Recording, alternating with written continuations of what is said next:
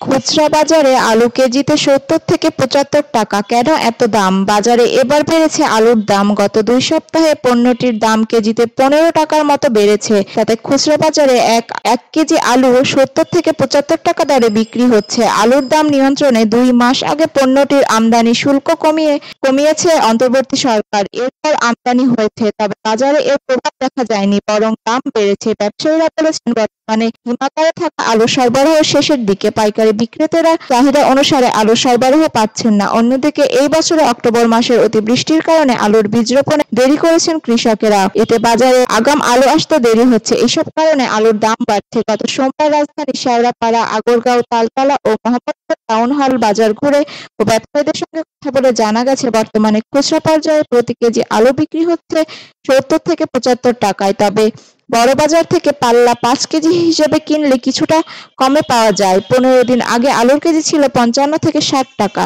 ভিডিওটি ভালো লাগলে লাইক, কমেন্ট এন্ড শেয়ার দিয়ে পাশে থাকবেন। ধন্যবাদ।